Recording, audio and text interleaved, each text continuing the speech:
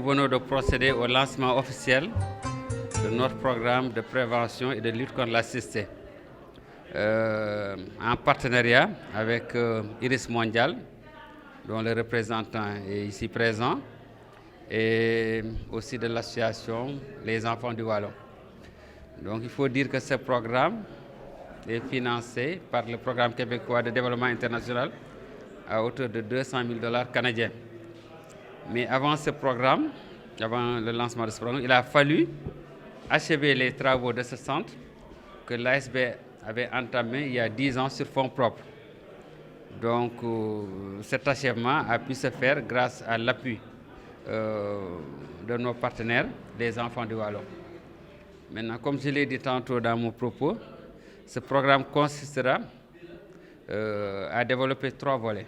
Donc il y aura un volet primaire, un important volet primaire, qui va tourner autour du dépistage visuel, ici au niveau du site, mais également stratégie avancée. Donc il y a une équipe technique qui est formée et qui ira au contact des communautés, qui ira dans les écoles faire du dépistage visuel.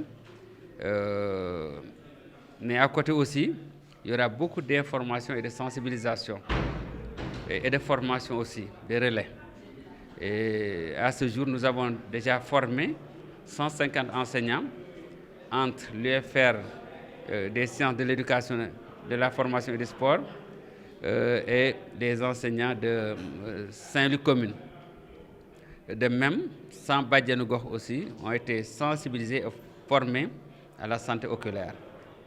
Le volet secondaire consistera à organiser régulièrement des journées de consultation ophtalmologique pour des examens ophtalmo approfondis.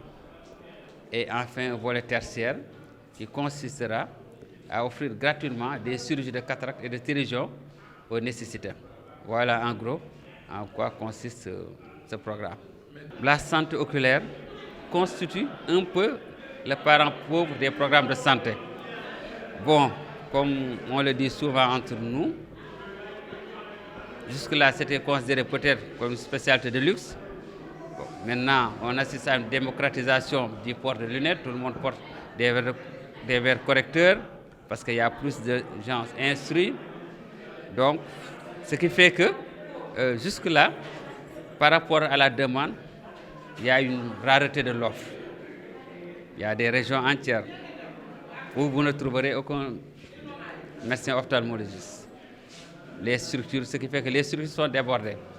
Et c'est pourquoi nous avons pensé qu'en créant cette structure, ça apporterait un plus, en tout cas, d'abord sur le volet préventif, mais également en termes de prise en charge des affections oculaires. Mais là, il faut reconnaître qu'il y a encore beaucoup de choses à faire en matière de prise en charge des affections ophtalmologiques. Ça pourrait s'expliquer par le fait que maintenant, on trouve plus d'enfants scolarisés. Donc, forcément, ce qu'on appelle les vices de réfraction, une fois que l'enfant est à l'école, s'il a des difficultés à voir ou bien à lire, le problème se manifeste. Mais à côté de ça, les enfants aussi, par exemple dans cette zone où on a un environnement très poussiéreux, avec des vents de sable, les enfants développent beaucoup d'allergies oculaires. Par exemple, il y a une forme de conjonctivite qu'on appelle L7, que nous voyons souvent.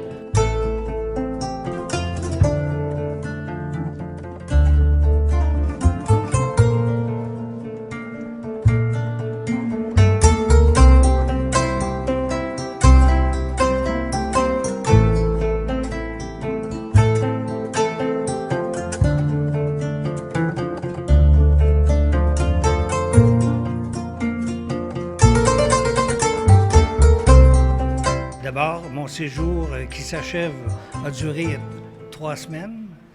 J'ai eu l'occasion de regarder l'organisation, non pas sous l'angle clinique ou des services, mais davantage au niveau de l'organisation du travail, sous l'aspect financier, pour nous assurer avec le partenaire que à la suite du projet, l'an prochain, que les services qui sont présentement offerts puisse continuer à être offert à la population. Et donc, c'était un des objectifs de ma mission, c'est-à-dire d'accompagner les gens ici pour que certains processus de gestion puissent être mis en place ou améliorés.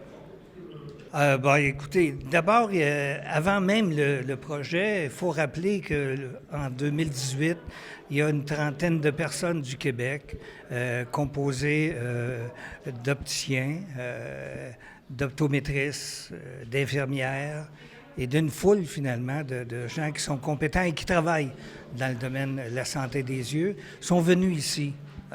Et pendant 2 semaines, et ont vu environ 2000 personnes, c'est-à-dire examiner et même faire des interventions à l'occasion, dépendamment des problèmes qu'ils avaient. Ça a été la naissance, je dirais, de la relation. Mais le projet comme tel, lui, qui a commencé au mois de janvier, bénéficie d'une aide du gouvernement du Québec par le ministère des Relations internationales d'un montant de 200 000 $.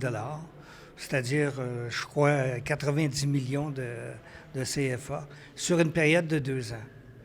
Alors, ça sert, entre autres, à augmenter la quantité de services, à rejoindre davantage la population en se déplaçant, en acquérant des équipements qui sont indispensables et évidemment en ayant une structure, finalement, là, qui est exceptionnelle là, pour accueillir les gens.